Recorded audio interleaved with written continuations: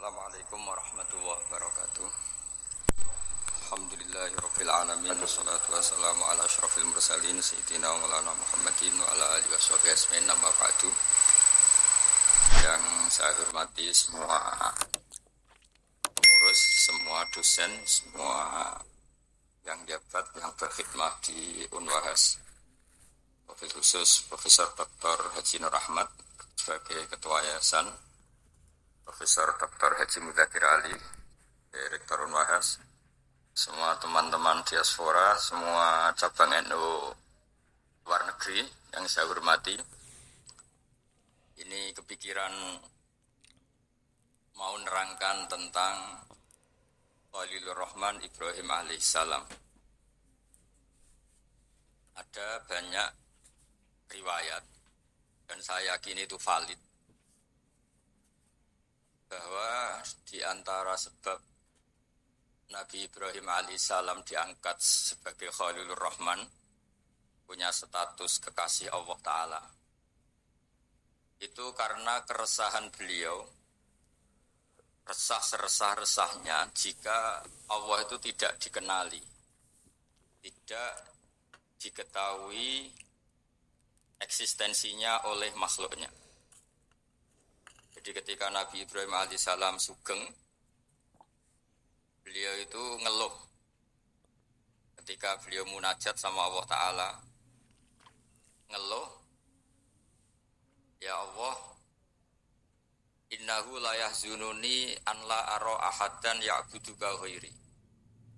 Sungguh saya ini resah seresah-resahnya, karena orang-orang di dunia ini tidak kenal engkau kecuali saya. Jadi beliau itu ingin Allah yang aktor, Allah yang al-fa'ilul mukhtar, Allah yang khaliqus samawati wal ardi, Allah yang pencipta alam raya ini kemudian oleh orang yang nempati alam yang diciptakannya kemudian tidak kenal. Kita bisa bikin analogi misalnya, kayak apa susahnya kita kalau orang Indonesia misalnya nggak tahu presidennya siapa, undang-undang dasarnya kayak apa, terus haluan negaranya kayak apa. Andaikan kita kuliah terus mahasiswa itu nggak tahu rektornya siapa, dosennya siapa, ketua yayasannya siapa, itu kan menyinggung sekali. Nah ini orang-orang nempati buminya Allah kemudian tidak tahu yang menciptakan siapa, terus mereka tidak peduli dengan yang menciptakannya. Itu yang bikin Ibrahim resah seresah-resahnya. Ya Allah, ini tidak fair. Mereka nempati bumi engkau kemudian tidak tahu engkau ini siapa. Mereka pakai air engkau kemudian tidak tahu terima kasih sama siapa. Terus jadi di antara wiridan itu ya ada yang wiridan seperti itu. Jadi wiridan itu tidak harus baca subhanallah, Allahu akbar. Keresahan itu termasuk bagian dari wiridan, keresahan-keresahan yang baik. Akhirnya sama Allah diangkat ke alam malakut. Ditunjukkan beberapa malaikat, ribuan, mungkin miliatan, yang selalu bertasbih, ada yang selalu bertahmid. Ada yang rukuk terus, ada yang sujud terus, karena malaikat memang dipilihkan salah satu pola ibadah. Baru Nabi Ibrahim itu tenang. Tenang karena zat yang beliau cintai, zat yang beliau puja-puja, ternyata penggemarnya banyak, pemujanya banyak, meskipun itu di alam langit. Nah, artinya begini, teman-teman di Unwahas juga semua teman-teman diaspora. Kalau kita mencintai Allah sejati, itu keresahan kita ini kalau Allah tidak disembah, kalau Allah tidak diperlakukan sebagaimana mestinya.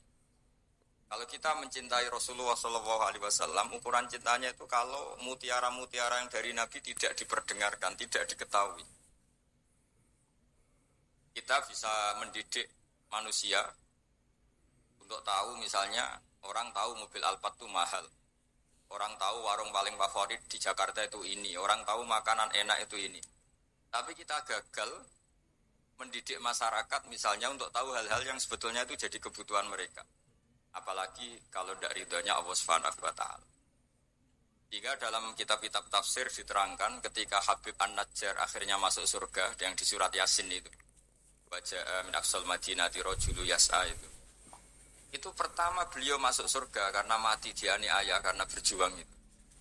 Ketika qila dkhulil jannah, pertama yang dikatakan apa? Qala ya laita qaumi ya'lamun bima ghafara li rabbi wa ja'alani minal mukramin. Ketika beliau wafat dan akhirnya masuk surga, pertama yang dikatakan beliau itu, ya Allah, semulia ini derajat saya sebagai orang baik, meninggal langsung masuk surga. Apa yang diinginkan beliau? Ya laita qaumi ya'lamun bima ghafarali rabbi.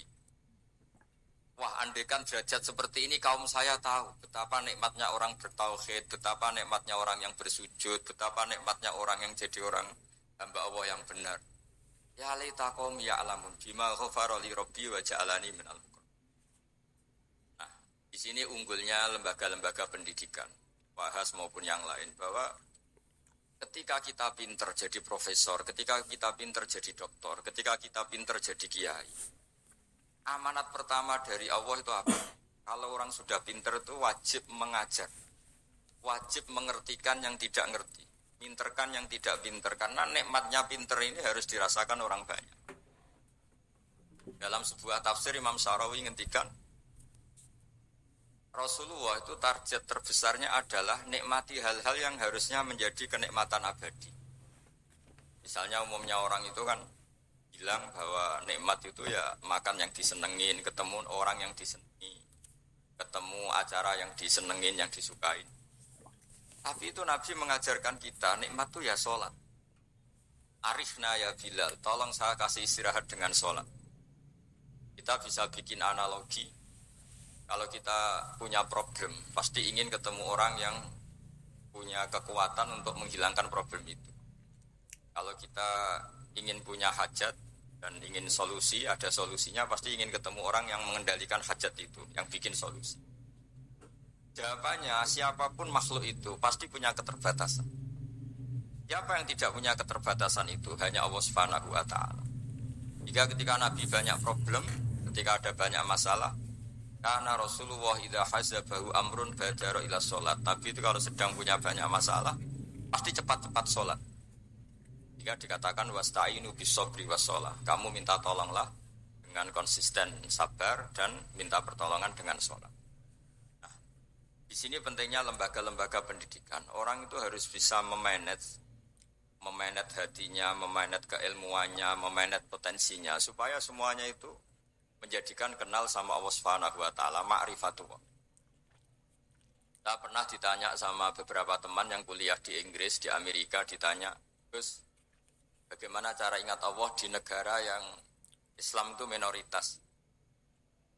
Saya pas itu menjawab, jika Anda kagum sama negara Swiss maupun Amerika atau negara manapun karena sistemnya kamu anggap bagus, kamu anggap ideal, tetap saja semua sistem ini berjalan karena ada bumi yang dipakai pijakan, ada air yang dipakai minum, ada oksigen yang bisa dihirup. Tanpa itu semua nggak ada gunanya sistem yang baik. Sehingga urusan pertama utang jasa kamu pada Allah yang bikin bumi kamu pakai pijakan, yang bikin air yang pakai kamu minum, bikin oksigen yang bisa kamu hirup. Jika utang jasa hubungan kamu itu nomor satu tetap sama Allah Ta'ala. Baru kedua dengan hubungan makhluk. Nah ini penting supaya orang tahu bahwa nomor satu dari semua itu ya tanazzalul amru bainakunna li ta'lamu annallaha ala kulli syai'in qadir wa annallaha qad ahata bi kulli syai'in ilma. Jadi penciptaan langit bumi dengan segala proses sosialnya, dengan dinamikanya, semua itu pelajaran li ta'lamu annallaha ala kulli syai'in qadir, supaya kamu tahu bahwa Allah itu Maha Kuasa. Jadi saya tidak bisa ngasih tausiah banyak-banyak, tapi saya pastikan di antara ciri khas orang benar, orang baik, itu resah kalau satu ilmu itu tidak tertransformasi, tidak tersalurkan kepada yang lain. Jadi misalnya nikmatnya sujud, nikmatnya tauhid, nikmatnya ma'rifatullah, itu semua nabi itu ingin disampaikan. Sehingga ciri utama nabi itu tabligh itu menyampaikan kebenaran kepada umat. Kita misalnya zaman dulu ketika orang Indonesia susah, orang-orang sepuh ngajarin kita nak mangan sing kepenak, nak turu sing kepenak. Dulu maksudnya kowe aja mangan nak gak lesu banget. Kamu jangan makan kalau tidak terlalu lapar. Jadi ketika nafsu mengatakan makan enak itu sesuai selera, tapi kearifan mengatakan tidak. Yang menjadikan makanan enak adalah kita makan kalau lapar. Ibarat orang puasa makan tempe, sama orang yang sudah kenyang makan sate itu enak orang puasa makan tempe karena lapar. Sementara yang makan sate, makan pizza sudah kenyang sehingga tidak enak. Terus tidur yang enak, maksudnya jangan tidur kalau tidak terlalu ngantuk. Nah, ilmu-ilmu seperti ini, seperti idamuhu alju. Ketika dulu ada ulama yang makanannya sederhana ditanya, lalu lauk kamu itu apa? Idamuhu alju. Lauk kami adalah lapar sekali. Itu kearifan. Jadi orang menjadi nyaman makan itu bukan karena menunya sesuai favorit kita, tapi karena alju. Sangat laparnya, sehingga nikmat betul makan itu. Nah, kearifan-kearifan seperti itu dulu semua nabi, dulu semua rasul, semua ulama, semua wali. Keinginannya kebenaran itu ya li taqomi ya'lamun bima ghafara li rabbi wa ja'alani minal mukramin. Jadi yang dikatakan kebaikan itu adalah satu ilmu, satu keyakinan, satu pengalaman baik supaya ini dirasakan oleh orang lain. Jangan merasa kebenaran itu milik kita lalu kita nikmati sendiri, tidak boleh, itu egois. Semua nabi itu dalam ilmu tafsir dijelaskan nabiyun itu dari kata nabiun, orang yang memberitahu. Makanya ini betapa mulianya tugas para kiai, para ulama, para dosen, para pengampu ilmu. Karena ciri khas Nabi itu mengertikan. Sehingga Quran itu diulang-ulang. Waskur akhoat i'lamu. Ingat peristiwa ini, ingatlah peristiwa ini, kaji peristiwa ini, pelajari prahara yang dialami orang-orang sebelum kamu. Semuanya itu mengarah ke ilmu. Dan itu harus ada yang memberi penjelasan. Caranya gimana? Caranya itu ada edukasi, ada kreativitas. Nah, dulu yang paling dianjarkan Quran adalah Durbul Amsal. Durbul Amsal itu bikin analogi yang orang paling nggak paham pun itu menjadi paham karena gampangnya analogi tadi. Jadi sebagai penutup saya memberi analogi. Dulu orang-orang kafir Mekah itu Tuhannya itu banyak, yang dipertuhankan banyak. Itu ketika mereka supaya mau bertuhan satu. Saya ulang lagi, ketika mereka mau bertuhan satu, dan mereka orang Arab zaman dulu berpikir kayak mirip-mirip orang Cina. Kalau problem banyak ya Tuhannya harus banyak. Hingga ketika Tuhan satu, kata mereka, aja'alal alihata ilaha wahida inna hadza la syai'un ujab. Masa Tuhan satu padahal problem kita banyak. Allah bikin analogi dua kali. Saya sering menjelaskan analogi ini. Pertama, yang terkenal itu, jika kalian punya majikan banyak, kemudian perintahnya beda-beda. Sama punya majikan satu, perintah satu, milih mana? Mereka bilang suka punya majikan satu. Tuhan kamu itu majikan kamu. Kalau Tuhan kamu banyak, perintahnya banyak, beda-beda. Kamu yang bingung karena harus taat sama majikan banyak. Akhirnya mereka bilang, ya sudah Muhammad Tuhannya satu saja. Disebut Wadorobawaw masalah rojulan fihi syuraka umutasyagisuna warojulan salamal dirojul. Yang kedua ada analogi yang menurut saya sangat-sangat menyentuh hati. Dorobalakum masalam min anfusikum. Halakum mimma malakat aimanukum min syuraka afi marusakonakum. Fa antum fihi sawa. Akhofunahum kakhifatikum anfusakum. Jadi makna gampangnya gini ya. Kalau Anda beli mobil Innova misalnya. Mobil itu kamu beli dengan uang kamu, hasil kerja keras kamu. Dari warisan orang tua kamu, dari apa saja semuanya yang beli itu materi yang milik kamu. Setelah kamu beli mobil, kemudian ada orang yang merasa punya mobil itu kayak kamu. Gaya makainya kayak kamu, gaya menguasainya kayak kamu. Pasti ini jadi peristiwa aneh, wong ndak ikut punya kok ikut merasa punya. Wong ndak ikut membeli kok menguasainya kayak yang beli. Akhirnya orang sadar. Terus Allah bilang, begitulah saya kata Allah. Yang menciptakan langit itu saya tok. Yang menciptakan bumi itu saya saja. Masa kemudian ada Tuhan-Tuhan yang kamu pertuhankan ikut menuhanin bumi. Sementara enggak terlibat penciptaan langit dan bumi. Ini apa-apaan kata Allah Ta'ala. Itu yang disebut aruni madza khalaqu minal ardi am lakum syirkun fis samawat. Untuk menuhani bumi ya ikut menciptakan bumi, untuk menuhani langit ya harus ikut menciptakan langit. Sementara kita tahu pencipta langit dan bumi hanya Allah Subhanahu wa Ta'ala. Tapi Allah secara indah menjelaskan betapa naifnya teori syirik, teori menuhankan selain Allah.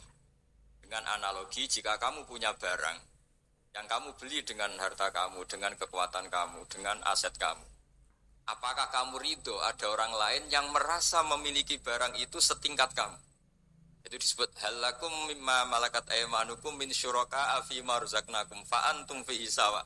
Kemudian orang itu merasa persis kamu dalam penguasaan barang kamu. Pasti kamu tidak mau kan? Ya tidak mau, itu milik saya. Begitulah Allah. Allah itu pencipta langit dan bumi. Wahdahu la syarikalah. Hanya Dia yang menciptakan langit bumi. Masa yang tidak ikut menciptakan langit bumi kamu pertuhankan setingkat Allah?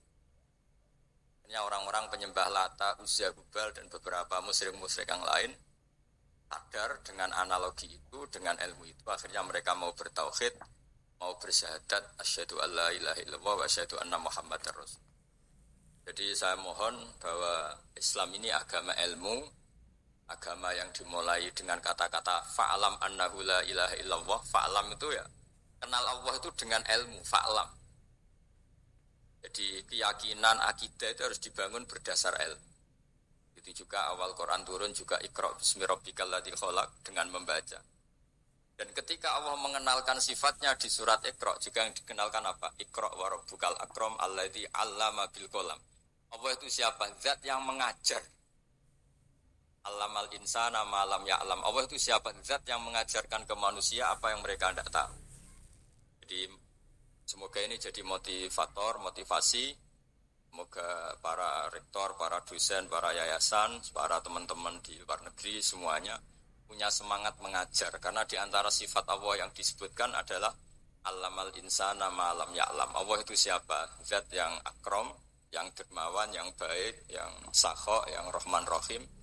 Kemudian Allah itu siapa? Allamal insana ma lam ya'lam. Zat yang mengajarkan apa yang tidak diketahui manusia. Jadi betapa mulianya mengertikan yang tidak ngerti. Ya, saya mohon maaf karena saya punya wazifah banyak. Ini sudah agak makso nuruti karena ya ada alaqah dengan Unwahas. Karena saya juga pengagum Gus Wahid. Saya punya buku tentang Wahid, punya buku banyak tentang beliau. Beliau adalah tokoh muda NU yang jadi Menteri Agama tapi wafat muda. Dan terima kasih atas kesempatan ini. Mohon maaf atas semuanya. Wassalamualaikum warahmatullahi wabarakatuh.